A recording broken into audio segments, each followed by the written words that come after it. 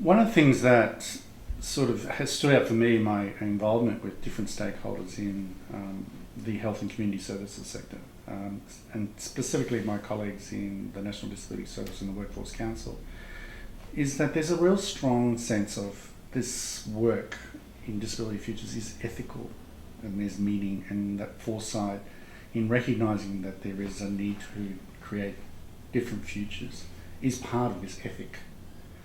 Can you sort of talk a little bit around why foresight work is ethical and meaningful?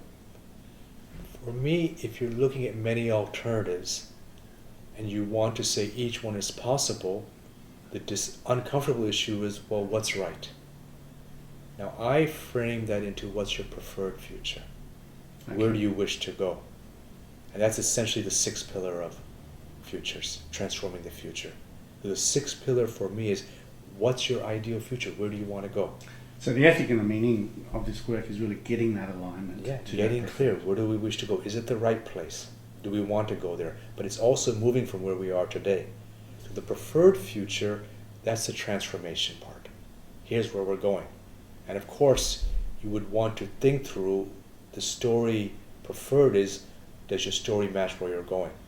I suppose that leads me to then expanding a little bit on the last pillar, the pillar and the method associated with the pillar of transforming, visioning. Yeah. So the way you do visioning is, one, there's personal visioning through creative visualization. That's when I ask groups to close their eyes, you go on a walk to a hedge, then you look at your preferred future. So we can put a script up on a slide on this. Yeah, so we can say, here's our preferred future. Okay. So that's one way. And then we get a message from the future that tells us, how did we do?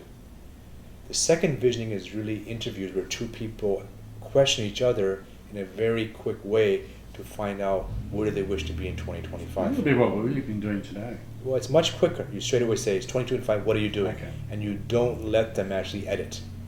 So you want to get the quick response, and they tell top you, of mind. Top of mind, right.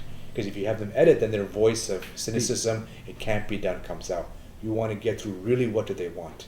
So the preferred future is really saying, let's not worry so much about the ground. Where do we want to go? What's our ideal future? So it can be a little bit clunky. It doesn't have to be perfect. Yeah. In an organization, you may have different sets of values or preferred futures. And then you start to negotiate, well, what's the core part? So this is renegotiating the values around those futures. Well, you may negotiate, or it could be straight away, here are 6 characteristics of a desired future. Wow. If you're doing this personally, you can say, okay, here's where I wish to be in 2025. The crucial part is asking yourself, where do you wish to be? And imagining it and making it feel real. You're feeling your way to the future. So that feeling then would obviously connect with what is ethical, what is meaningful. I think what it's emotive response. Yeah, the ethical part to me is personal. Ah. Because remember, we're deconstructing the notion of what's ethical. Because ethics may change in the future. True. So I'm hanging it on where you wish to go, not in some pre-given, here's the way the world should be. So strategic foresight really is about renegotiating Meanings, and the official purposes, directions, and you have to have good methods to do that. Otherwise, it just becomes a random conversation about the future. So as a facilitator using these methods through the 6 pillars, is there any key messages or tips that you would have for facilitators? Once you're doing the visioning part, and they get excited about the new future, then there's a loss of energy sometimes. Yes. And you have to say, okay, if you're in 2025, here's what it looks like. You do backcasting. We talked about that earlier. If 2025, here's your ideal future, now you're not doing strategic planning. You're remembering the past. What happened in 2024, 2022, 2020?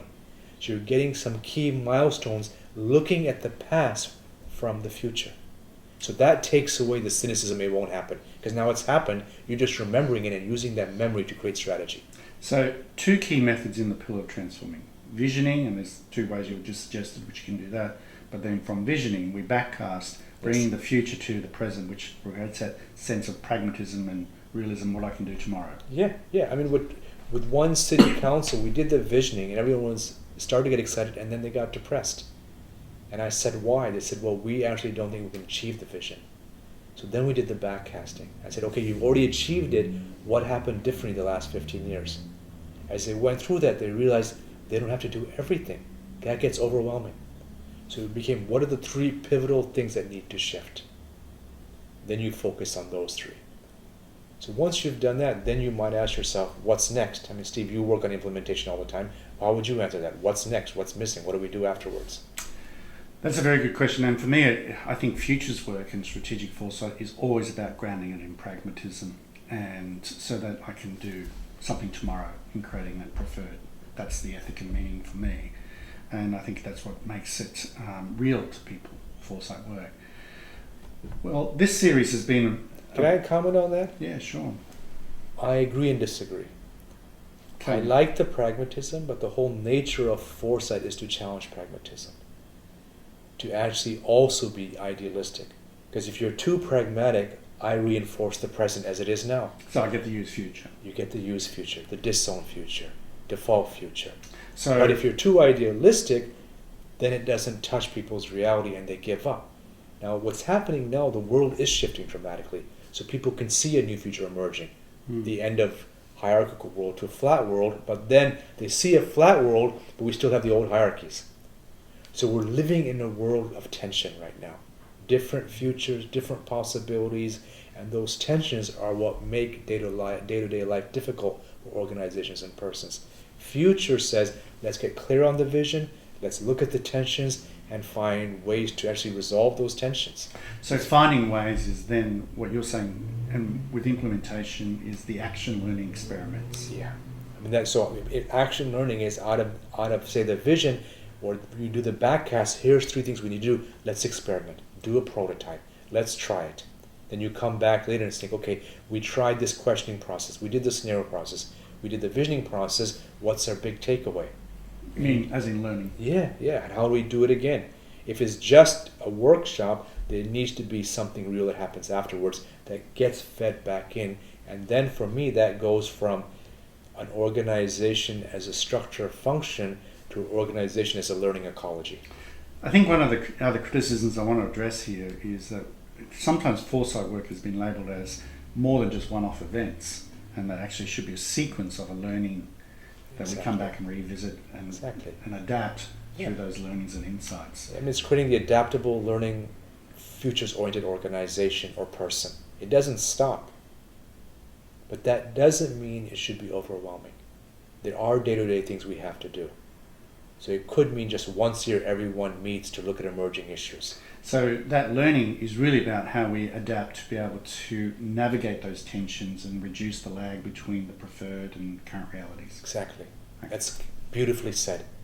Strategic foresight is reducing the lag between the preferred future and today's reality.